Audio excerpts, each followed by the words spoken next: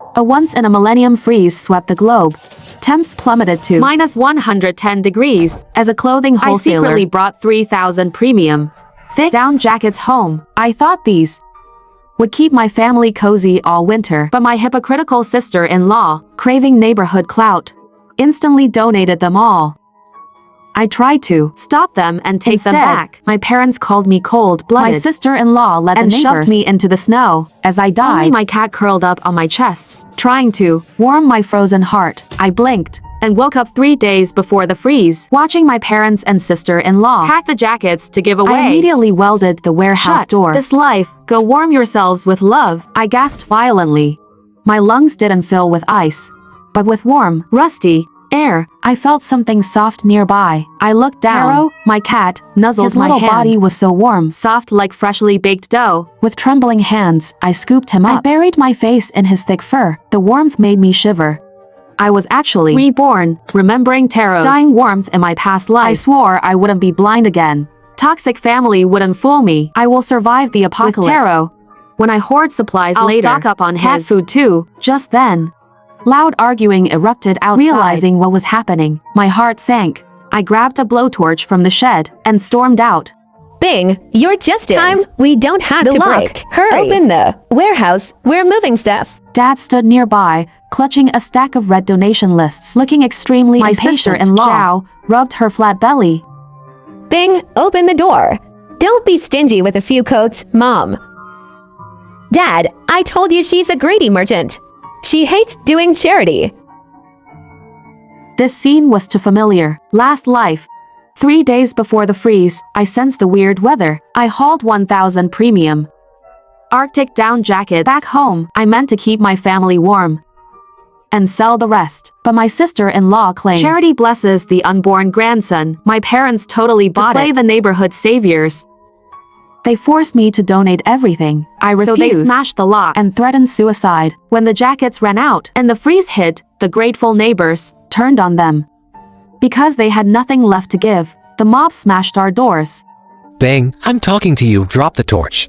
I slammed the torch down. Sparks flew at his feet. He flinched back. This warehouse is mine. I bought this stock.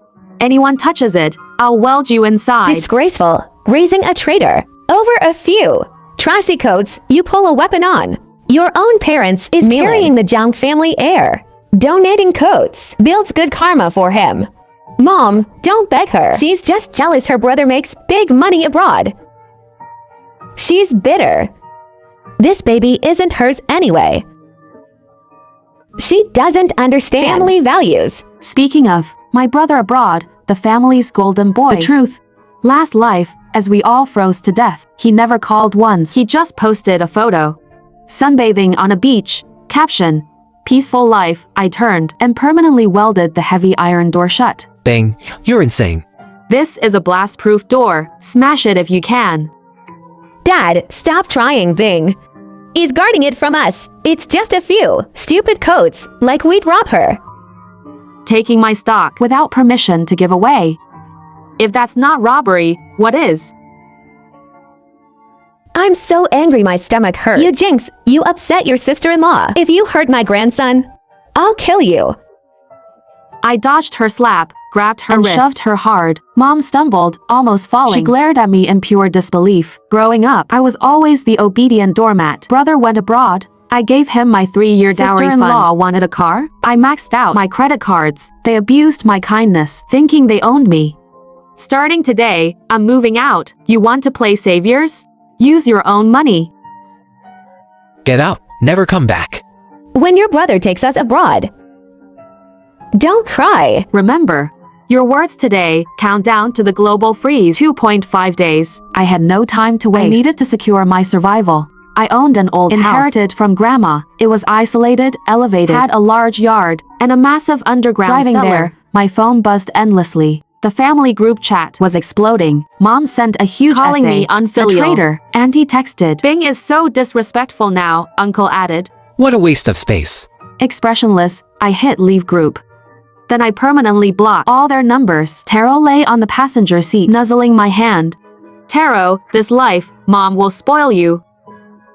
Now, the hoarding begins. I hit the hardware First, market. The old windows wouldn't survive minus 58 degrees. I need your best blast-proof triple pane, vacuum insulated, a vault-grade security door, extra thick insulation, and steel plates. I'm reinforcing every wall.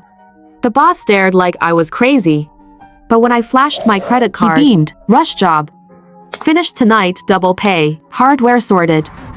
Next, energy. In extreme cold, the power grid dies instantly. I paid a premium for 2 industrial diesel generators. I hit multiple gas stations, hoarding 2 tons of diesel and 5 trucks of smokeless coal. I packed the backyard to the brim.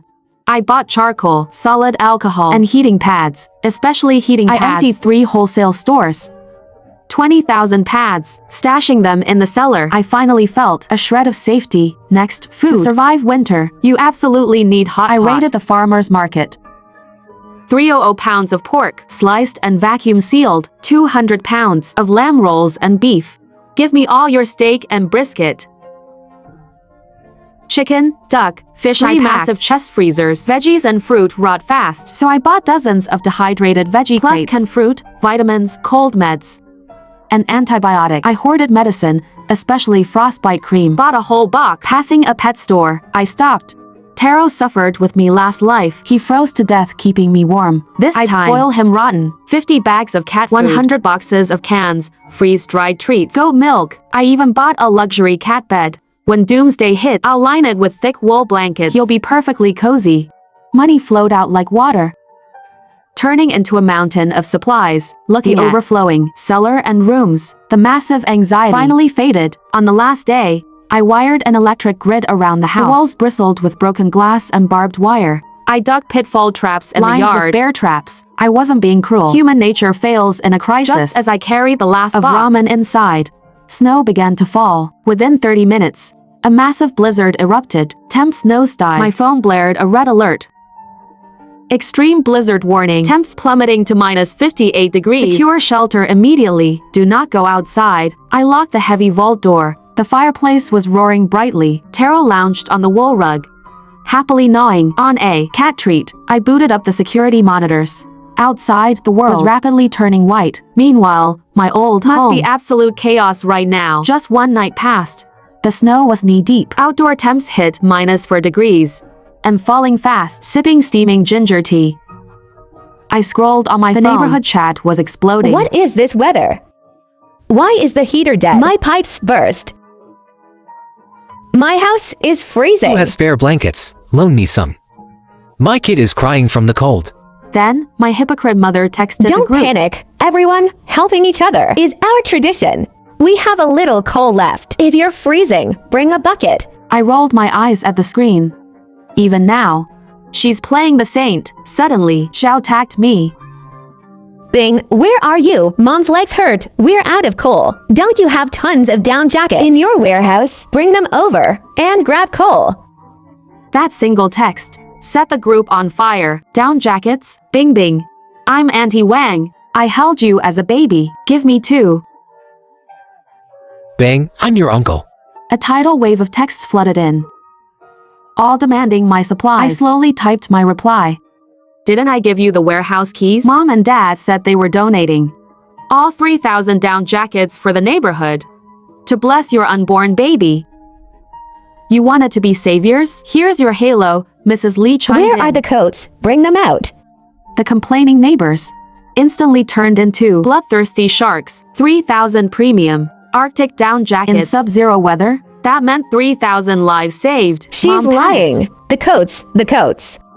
She stammered, speechless. The coats were in the warehouse, and I'd welded the door shut. What? Now that we're freezing, you're backing out? You want to hoard them? My text was half-truth, but the neighbors didn't care about facts. They only heard 3,000 coats and hoarding. Zhang family, don't be evil. You promised to donate. Let's go to their house and demand them. The mob rallied instantly. You love moral kidnapping? Now I'll use morality as a noose to choke you. Soon after, my phone rang. It was my brother, Zhang. Screaming furiously, I heard ocean waves in the background. What the hell? Mom's crying. The neighbors are breaking the door down. Go fix it. Oh, big bro, enjoying the foreign sun? Shut up, give out those trashy coats. I'm doing business, don't cause me trouble. The house was under attack, parents freezing, yet he only cared about his peace. Bro, you're so rich, why not charter a private jet to save them? I'm tight on cash. Besides, you're the daughter. Taking care of them is your job. I hung up and blocked him. This life, my only responsibility is myself. And the cat in my arms. Night fell. The temp crashed to minus 76 degrees. The wind howled like screaming ghosts. It was bone-chilling. My indoor thermometer read 71 degrees, warm as spring. I cooked a steaming hot pot, the aroma filling the room. Taro had a plate of salmon sashimi. He ate happily, whiskers twitching. The group chat was still Apparently, raging. The mob breached my old home and dragged my parents to the warehouse. Out of options, they led them there, but my welded iron door withstood hours of smashing by muscular thugs. Not a single scratch. Outraged, the mob took their anger out on my parents. They stole all their coal, looted their rice and flour. They even raided Zhao's 2 secret snack hidden boxes under the bed. Now, the 3 of them were shivering in a freezing living room. Mom tagged me, playing the victim. Mom was wrong. I'm freezing to death. Come back and open the door. I'll do whatever you say. Beng, Dad was. Well, your sister-in-law knows she messed up. We're family. You can't just watch us die. Bing, I'm sorry. Do it for your unborn nephew. Save us. Reading this, I felt zero pity. I actually wanted to laugh. I snapped photos of my bubbling hot pot and Taro rolling on the sofa. Sent to the group. Sorry, just woke up. It's too cold out. I'm staying in. This hot pot is so hot. I'm sweating. Might open a window for some breeze. Those photos detonated the chat. The neighbors, who pitied my parents, instantly saw red. She's eating hot pot while we eat frozen bread, heartless. Her own parents are freezing and she's flexing. Seeing the photos, my parents probably popped a vein. Shortly after, bang echoed from the monitors. I checked the feed. Shadowy figures were scaling my yard wall. Local village thugs. Known thieves. Obviously, my loving family leaked my address. The first thug dropped down, landing right on a bear trap I buried in the snow. Sharp steel teeth instantly shattered his shin bone. The other two froze on top of the wall. Stuck. I flicked on the yard PA system. My voice was icy. Unless you want to be ice sculptures, scram. I activated the electric fence. The 2 on the wall convulsed violently, screaming as they crashed backwards. Nobody slept. Except me. I turned off the screen, hugged Taro, and slept deeply. By morning, temps crashed below minus 94 degrees. Peak the blizzard. Power was totally dead. Internet signals faded in and out. My diesel generator kept my heating and cameras running. Things at my parents' house worsened. No coal, no power, no food. They burned everything flammable. Mylan stopped cursing. She was too starved to speak. My parents looked 10 years older. Suddenly, my brother actually called me. The signal was awful, full of static. Save Mom and Dad. His arrogance was gone. He was sobbing and trembling. Bro, what's wrong? It's too cold outside, and I might dirty my hands. You're a monster. I'm human. You guys turned me into a demon. I checked the monitors. Mylan suddenly moved. She glared viciously at Mom. Take off your winter coat. Mom froze, shivering violently. What did you say? I'm freezing. You're freezing. I'm pregnant. You want your grandson to die. Zhao Mylan held a knife to her own throat. Give it, or I'll kill myself and your grandson right now. Old woman, just give it to her. She's pregnant. She can't freeze. We'll endure it. Mom desperately refused. So Mylan targeted Dad's blanket. She marched over, ripped it away, and wrapped it around herself. All right, you two rest here. Where are you going? Take me. I don't want to die outside. People are killing each other for a slice of bread.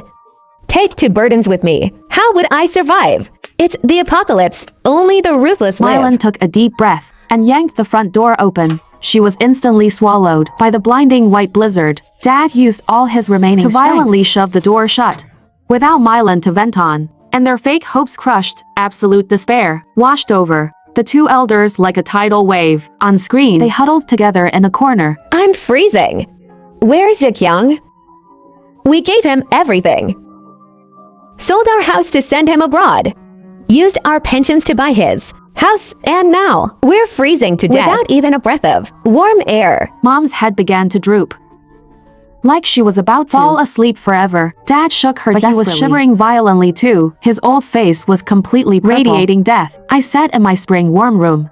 Taro woke up in my arms, pressing his warm belly against my palm. Last life, I was exactly like this. Slowly losing feeling. In the minus 58-degree snow, I prayed for someone to offer me hot soup. On screen, Dad suddenly gasped. Dad was wrong. I'm so sorry. Watching this, I didn't feel the intense, vengeful thrill I expected. I grabbed my phone and sent one last text. On top of the storage cabinet, there's a package. It has 2 leftover windbreakers.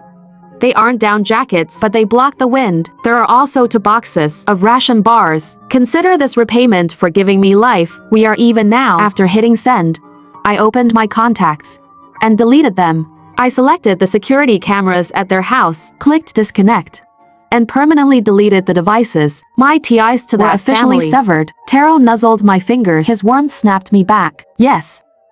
I have Taro. I have a long life ahead. 1 year later, the millennial freeze finally ended. Temps rose above 50 degrees. Snow melted, revealing the city's true face. I stood up, stretched my arms, and watched green sprouts blooming. It's good to be alive.